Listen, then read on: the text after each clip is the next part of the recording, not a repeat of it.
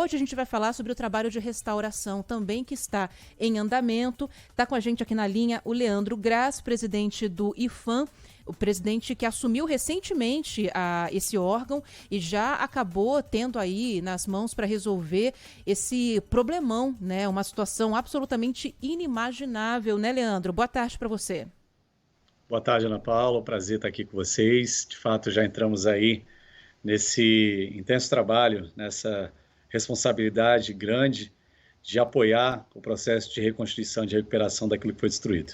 Estou aqui à disposição para a gente conversar. Vamos lá, então. Vocês já têm um balanço completo, Leandro, do que foi destruído, o que não poderá ser recuperado, falando aí das obras de arte, do que está relacionado ao trabalho de vocês do IPHAN?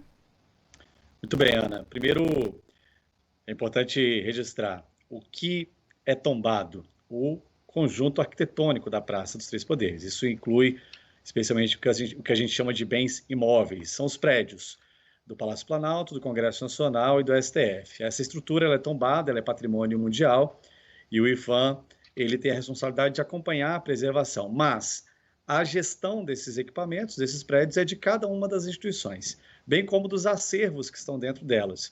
O IPHAN não é responsável pelos acervos, eles também não são tombados. No entanto, o IPHAN ficou, na semana passada, através da sua equipe técnica, fazendo todo o mapeamento de danos, registrando tanto os danos nos bens móveis, ou seja, nas obras de arte, nos mobiliários, quanto nos bens imóveis, nas estruturas prediais, nas rampas, etc.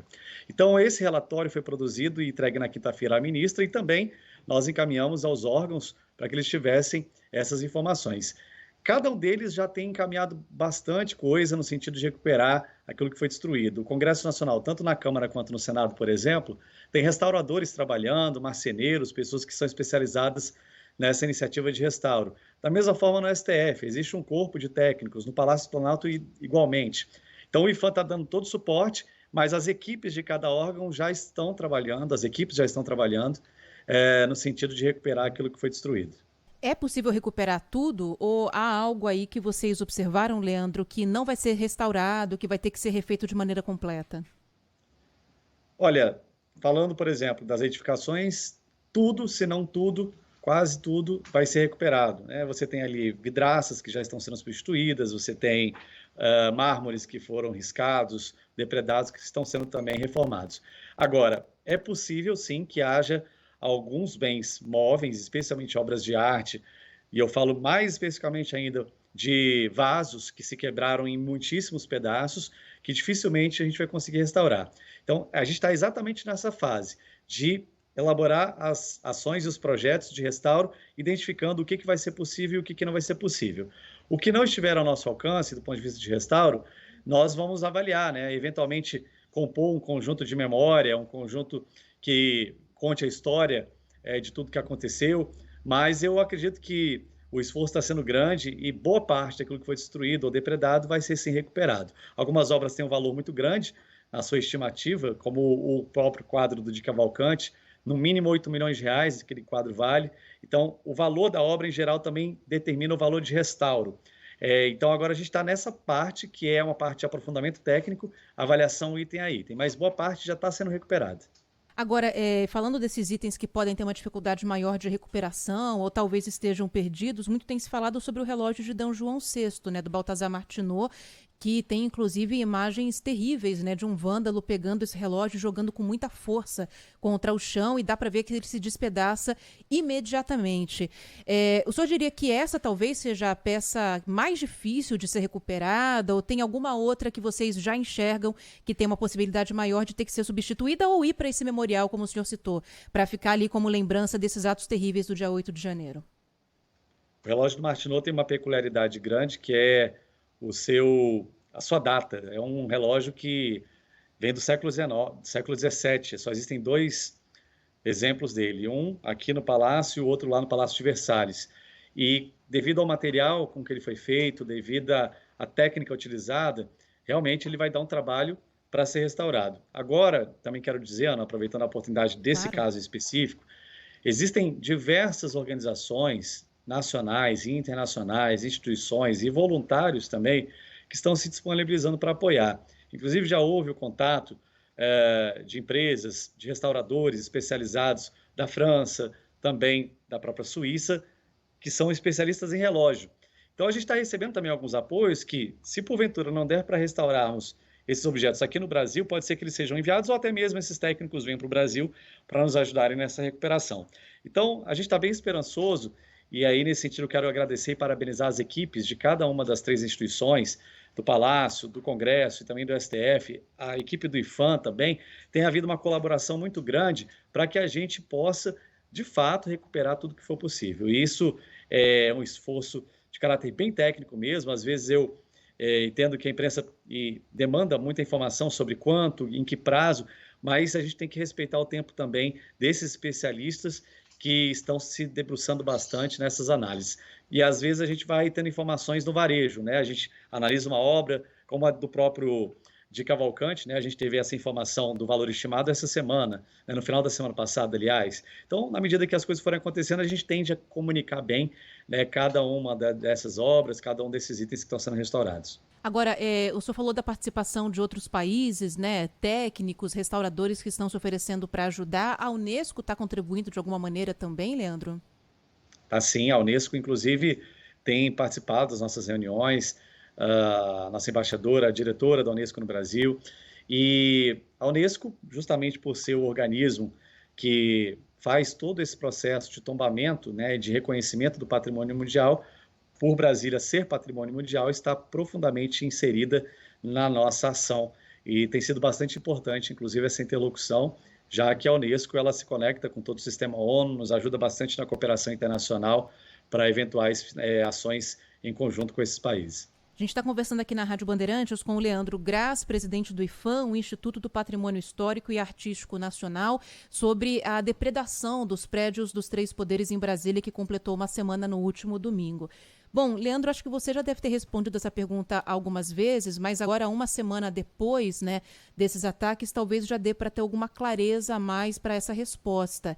Em quanto tempo que você acha que a gente pode ter os prédios dos 3 poderes totalmente restaurados? Aí, sem falar até das obras de arte, falando mais da parte estrutural mesmo, como o senhor citou, porque imagino que as obras de arte não dá para a gente colocar um prazo, né? Porque depende do material que vai ser encontrado, do restaurador que vai fazer o trabalho, tudo é muito delicado para que a gente possa colocar um prazo, eu imagino. Pois bem, Ana, cada um dos órgãos tem feito um esforço. Por exemplo, o Congresso Nacional já está repondo cadeiras quebradas, né, cadeiras que foram arrancadas, depredadas. Boa parte delas já foi reposta. Inclusive, troca de vidros, isso já está acontecendo também.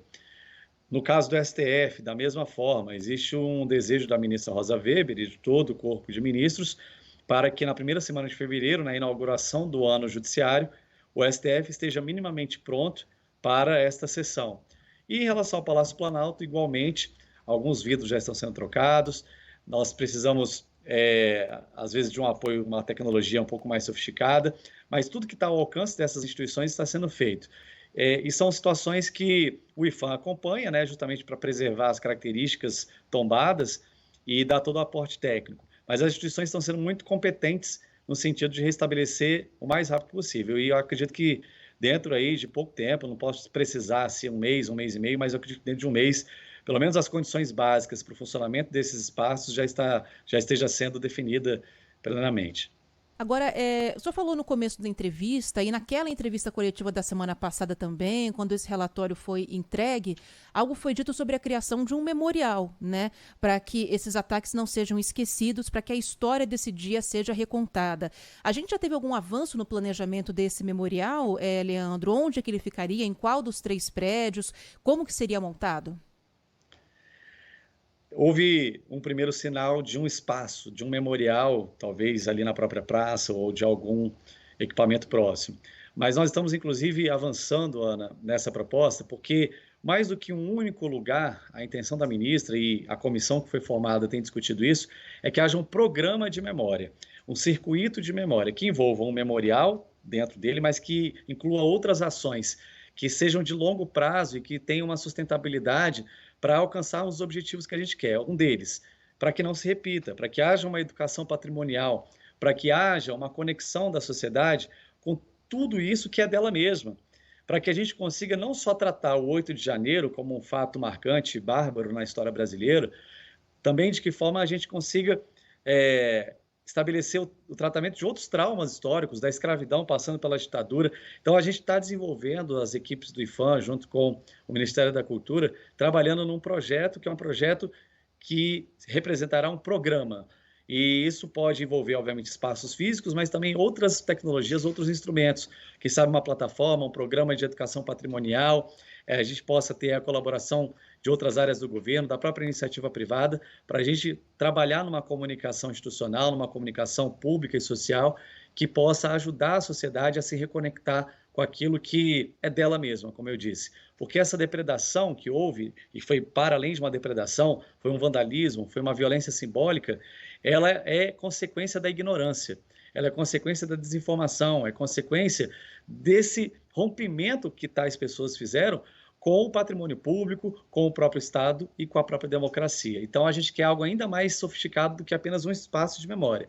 A gente está pensando num programa e que, sim, vai ter dentro dele esse memorial, vai ter certamente ali um lugar onde não sabemos exatamente de que forma, mas pode ser por audiovisual, registros fotográficos, uma expografia adequada para tratar aí desse assunto, desse fato que foi o dia 8 de janeiro. Vamos então acompanhar para saber mais sobre esse memorial e também tomara, né, que a gente consiga recuperar tudo ou praticamente tudo, como o senhor falou aqui para a gente. Leandro Graça, presidente do IPHAN, conversando com o ouvinte da Rádio Bandeirantes. Obrigada pelo seu tempo. Bom trabalho aí para vocês pela frente. Eu que agradeço, Ana. Bom trabalho para vocês também.